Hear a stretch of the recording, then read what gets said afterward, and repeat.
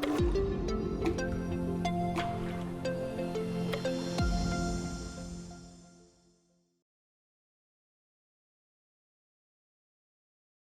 affect hormones, because doing each section individually, I don't want to say these things 15 times because they all apply to every group. So things that affect hormones. Number one is lifestyle. What does that mean? Well, what's your career? Do you do drywall for a living? Are you a painter for a living? Do you work in diesel mechanics for a living? Do you work at the beauty counter at Ulta for a living? Those are all toxic as fuck. And you better believe you're going to have hormone disruption if you work in any of those careers. And so when they come to see me, we deal with that. I'm not saying you have to quit your job. I mean, we have to help your liver and support some feedback pathways. Toxins from the outside. Are you painting your home? Did you just spray pesticides on your lawn? Did you grow up in a farming community like I did? All those things are around us and they affect us at a cellular level. And no one thinks about it because they're invisible. You know when you gas up your car and you can smell the gas? That's going in. Those are called VOCs. They are not good for us. And don't stand there and huff it like it smells good. My daughter said that the other day. She said, I love the smell of gas. I was like, what? Anyway. And the other thing is hygiene products. Right now, one of the biggest sources of phytoestrogen is makeup, lotion, hair products, hair gel, lash glue, so many things. They all have these hormone disrupting chemicals. That's how I've tried to tell my daughter who loves Bath and Body Works. This is the basics. If you can't eat it, don't put it on your skin or in your hair. And she just was like, what? I'm like, don't buy the cheap stuff. You know, Suave, $1, it's $1 for a reason. Don't buy that. There are lots of moisturizers and healthy companies out there that you might not want to eat it, but you could. It's not going to kill you. And if anyone wants names of companies, I can give them. I'm not affiliated with any of them. But it's a huge issue. If you look around, if all of you women went and sat at the mall, I've done this because I've waited for my kid, and you look at all the teenage girls, there are a few that are healthy, there are a lot that aren't. And we're talking muffin tops, and they're bigger people than they used to be. And a lot of these are due to phytoestrogens. In my practice, I see a ton of teenage, especially girls. I do a lot of first-time pap smears, that kind of stuff. And I'm just floored by the amount. The body fat percentages on some of them, they're pre-diabetic, they have PCOS, which is cystic ovary syndrome, they have endometriosis, and it's like, and Mom is sitting there, and maybe she has a clue about nutrition, honestly. She's there in my office, obviously there's an interest. We don't know about these external things. Cooking in plastic or Tupperware is not good, just saying. Drinking water from plastic water bottles is not good, especially if they've been heated. If they haven't been heated, I don't think it's such a big deal, but we should all be using glass and not plastic bags and blah, blah, blah. I think educating the youth is important too. Just we do expanding your horizons thing, and the kids are like, my lotion doesn't matter. That's not my skin. Your skin is only a barrier, right? And so drugs that we do, we put them in creams so they go through your skin. I got a positive arsenic. So teaching them that that's the case. I have a positive arsenic right now case, and she's 18. And guess what her favorite beauty product is? She has luscious lips. Lipstick. Full of arsenic. And guess what she uses? Like CoverGirl at the dollar or whatever. Oh, but I had to prove it to her. So now we have to deal with that. And she has all sorts of hormonal issues. Exercise is another lifestyle thing. Are you an active human? Are you inactive? Do you sit all your hours? Do you move your ass? It matters. The more you sweat, the more toxins that you get out, the better it is for you. Not just your lungs and your heart, but your hormone system. It really matters. I could spend hours on this topic, but I'm trying not to. And so the key is move and sweat. Infrared saunas, Epsom salts baths, yoga, CrossFit, I don't care what it is. Do something to make your cells sweat. That's how you get the beauty product yuck out. And I have lots of patients who say, I'm not a sweater. I'm like, what? Have you ever tried to sweat? You move fast. Yeah. And some people really aren't, and they're often very toxic, and there are lots of tests I could do to prove that. Stress is the other lifestyle. I'm just going to mention it now. Stress is the leading cause of hormone disruption, 100%. And it's so easy for physicians. I hear this all the time. Yeah, I saw my primary care. They said I should reduce my stress. I'm like, well, they're right. But they don't offer any tools. They don't offer any help. They don't offer why is it bad for you. I could spend an hour on this topic too. And so when I think about stress, we're gonna talk about some glands that are associated with it and things I do to help that. But it's about mediation. I often tell my women this, and some of my patients in here would say this, find 10 minutes for yourself for joy, right? What do you do that you like? If that means reading People magazine on the toilet when you lock the door for your kids, that's okay. If it means taking a bath before bed, if it means reading a little bit, if it means taking an extended vacation for like months, that's what you should do. This is the hardest thing for my clients. I'm just going to say it because we can't change our lives. We often can't change our careers. I saw the cutest patient 2 days ago. She's an engineer. That's all I have to say. Black and white, very literal. She's like, I have a scale every day. I answer 5 questions. I plot it on my Excel spreadsheet, and it totally correlates with my weight. That's what she said to me. She's 28. She has PCOS. She's pre-diabetic. She's gained 100 pounds in a year. And there she is in my office.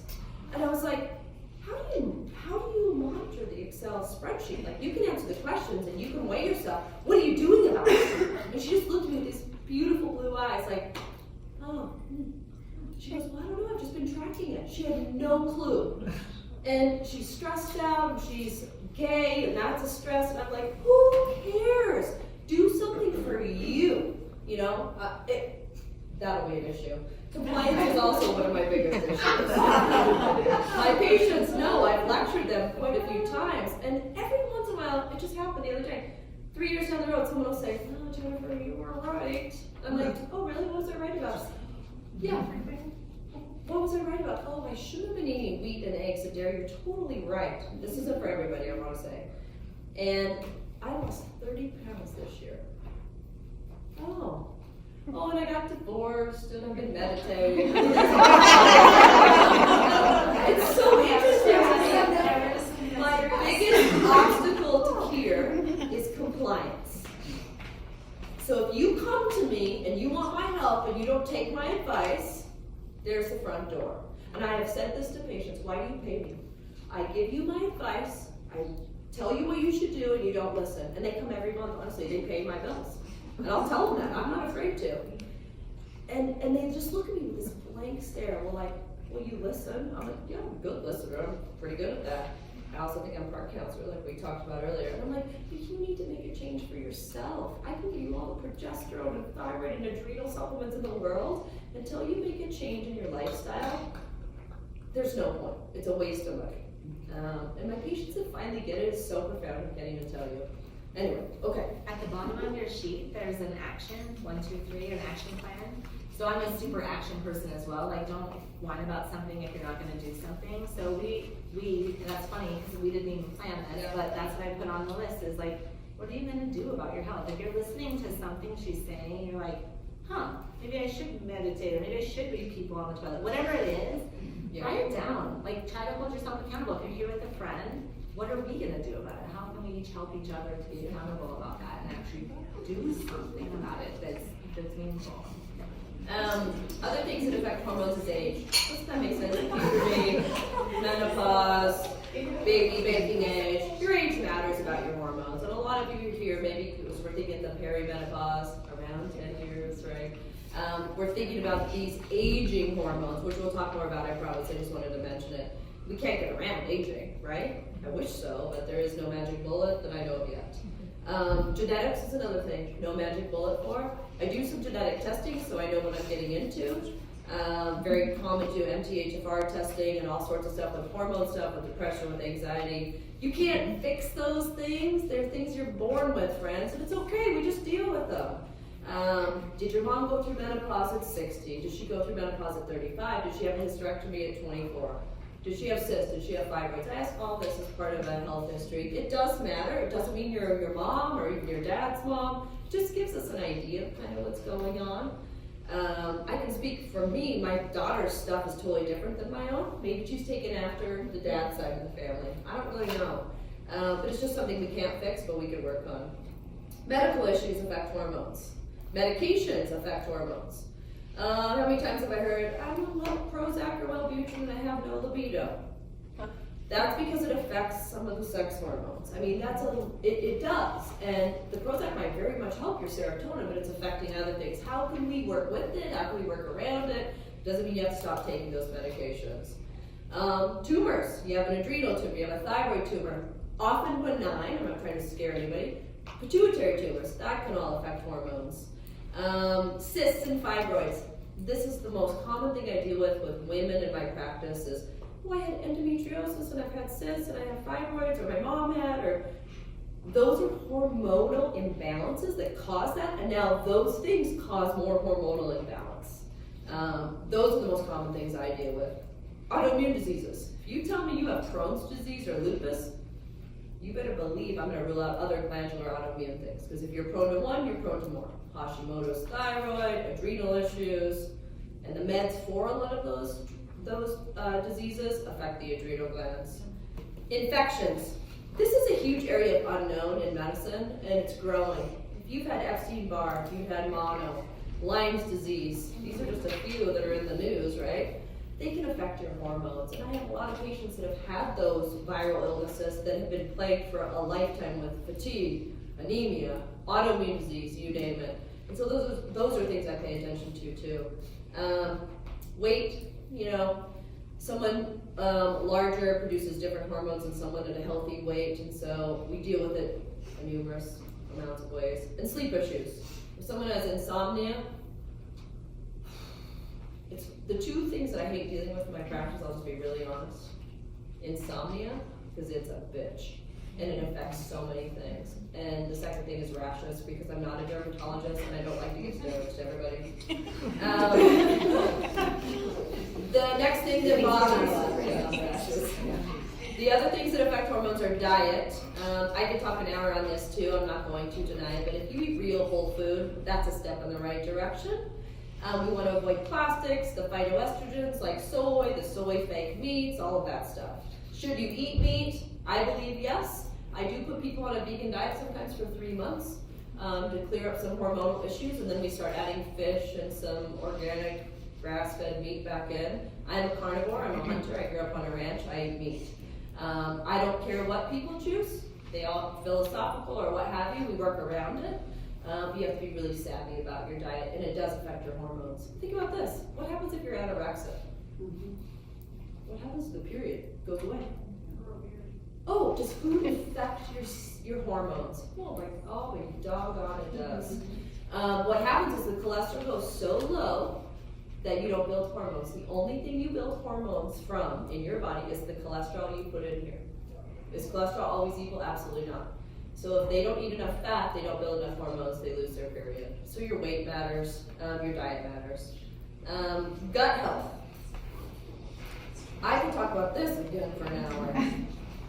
I'm starting to focus more on this in my practice because I see the importance. The testing has gotten better. Are your good bugs off? Are your bad bugs off? Do you have diarrhea? Do you have constipation? Do you get heartburn? I mean, all of these questions that lead to your gut, your tube within a tube, your mouth to an anus, your tube within a tube. And what you put in goes through all those tubes, through the liver and the kidneys, and makes it out, either pee or pooping, right? That's the only thing your body gets from you. Medications, food, whatever. And so it does matter. And more scientists are starting to figure out that it makes a big difference with hormone health. I can tell you story after story of people with chronic GI stuff, whether it's Crohn's or ulcerative colitis or just chronic constipation. We get that fixed, and then they're like, oh my God, I feel great. My energy's good, my hot flashes are gone. It has no hormones I'm giving them, it's how their body is now using them. So this is a new area for me. I always talk about it with people, like, how did you poop today? What's it look like? Does it flow? All these things. But it's a whole different area of focus. And there's some good testing out there right now for gut health, which we'll talk about some testing along the way.